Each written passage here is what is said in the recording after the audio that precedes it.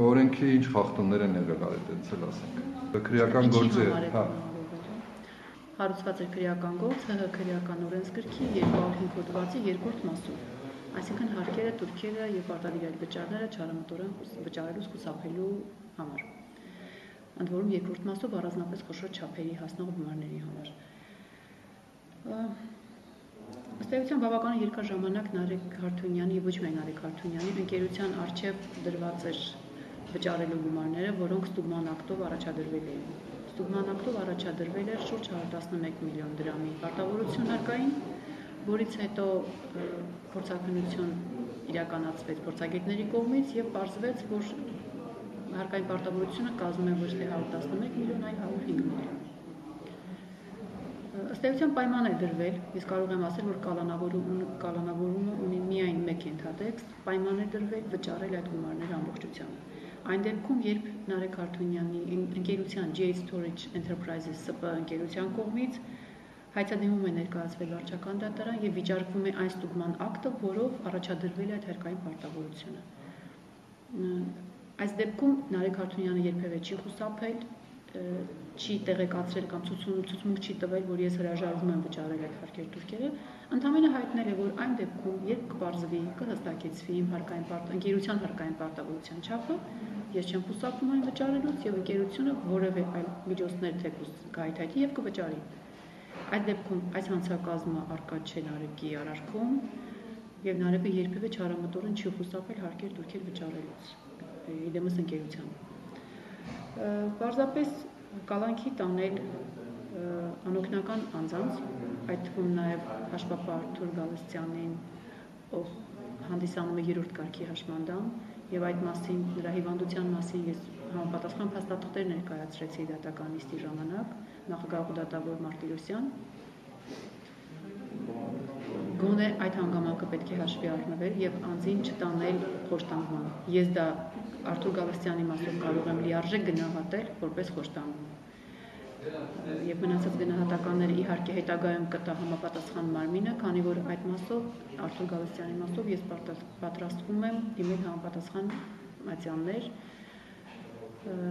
եւ պահանջել հարուցել համապատասխան քրեական գործ նաեւ այն պաշտոնատար անձանց հանդեպ, որոնք այսպես կոչված կեղծ ցուցմունքների կամ սարքովի ցուցմունքների հիման վրա փորձում են անձանց անազատության մեջ պահել։ Իրականում մի բան հարցնում եմ, ես որ նայում եմ որոշում, այնտեղ գրված է 2009 թվականի օգոստոսից սկսած ստուգումները։ Այդ ժամանակ Նարեկը իրականում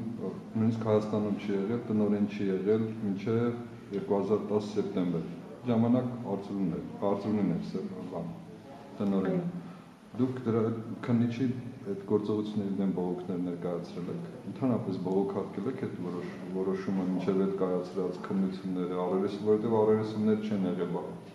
ինչքան հասկացա։ Խնդիրը նրանում էր, որ մինչև 3 դեռ թե Նարեկը, թե Անին եւ թե Արթուրը հարցաքննվում էին որպես վկաներ։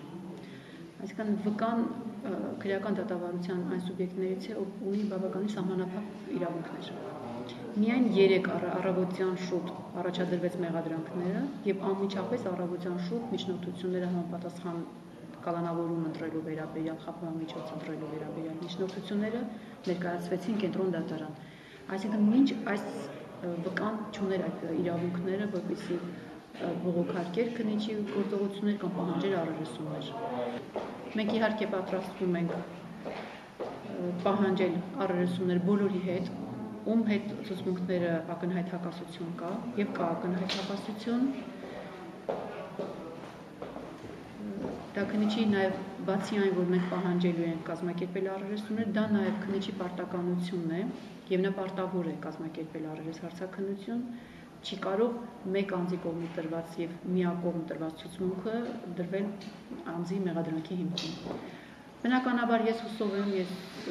վստահ եմ, որ կիրականացվի այսուհետ գոնե կիրականացվի առավել լիարժեք եւ ճիշտ քննություն, բազմակողմանի քննություն, կլսվեն գործով բոլոր վկաները, կառերեսվեն բոլոր ցուցմունք տվողները, ում ցուցմունքներում կան հակասություններ, եւ ի վերջո կպարզվի, թե արդյոք առկա է վերնշված մեղադրանքները, որոնցով այսօր մենք ունենք հարուցված քրեական։ Նախկին տնօրենը եւ գլխավոր տնօրենը հարցաքննվել են, ասենք Սևակ Արծրունին եւ Մարտիրոսյանը։ Ինձ հասած տեղեկությամբ այո հարցաքննվել է։ Իսկ գործի նյութերին դեռ ամբողջությամբ ծանոթ չեք։ Ամբողջությամբ ծանոթ չեմ, քանի որ քրեական դատավարությունն է դա սահմանափակում։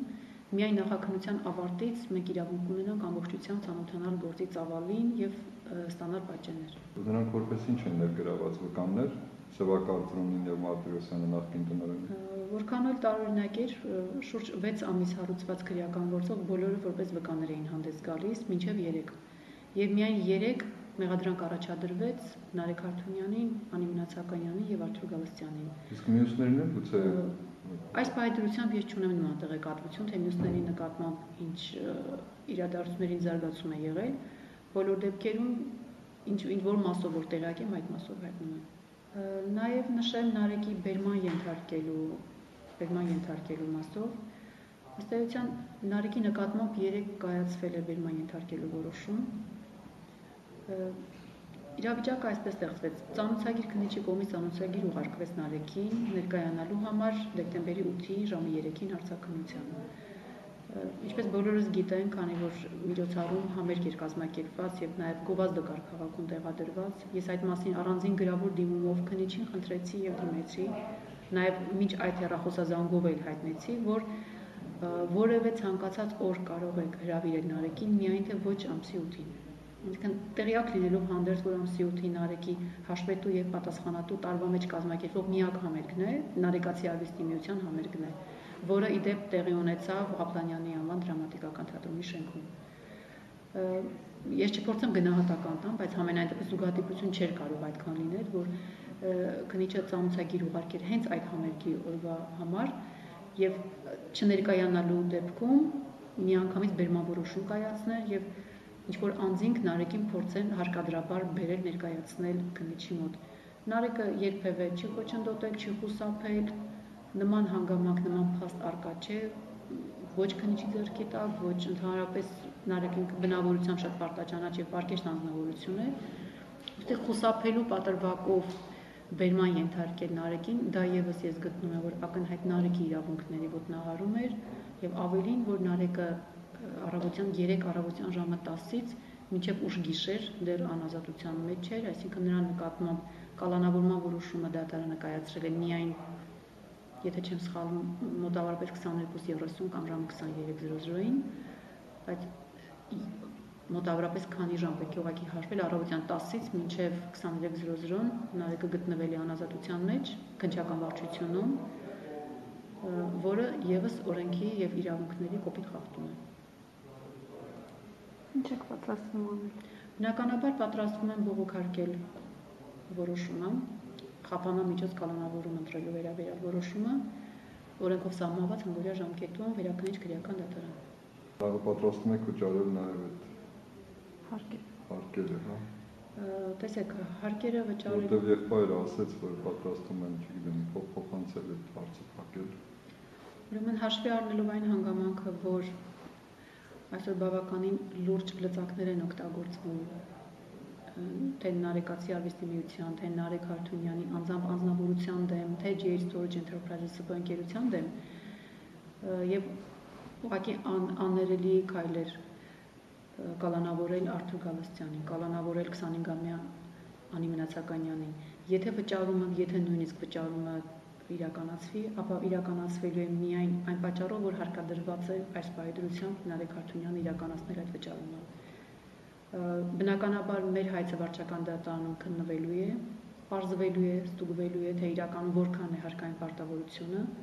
եւ եթե կպարզվի, որ վճարումը ավել է տեղի ունեցել, ավել է վճարվել, ապա բնականաբար դա պետությունից հետ կպահանջվի։ Պարզապես հարկադրված քայլ է, քանի որ ոչ Նարեկ Հարթունյանի առողջությունն է այսօր թույլ տալիս, ոչ Անի Մնացականյանի եւ ոչ էլ առավել եւս Արթուր Գալստյանի։ Դա ընդամենը եւս մեկ քայլ է, եւս մեկ ժեստ է խոչընդոտել եւ սեղմել այնքան, մինչեւ մարդիկ վերջին շունչը կարողանան դիմանալ։ Եթե դրանից ավել չեն կարող, այլևս պետք է վճարեն։ Իսկ այս պայմանությամբ դեռ ընդամենը 1 օր է, որ մարդիկ անազատության մեջ են, պաշտպանյալները անազատության մեջ են։ Սակայն ես վստահաբար կարող եմ ասել, որ ոչ մեկի առողջությունը թույլ չի տալիս նրանց գտնվել նման պայմաններում։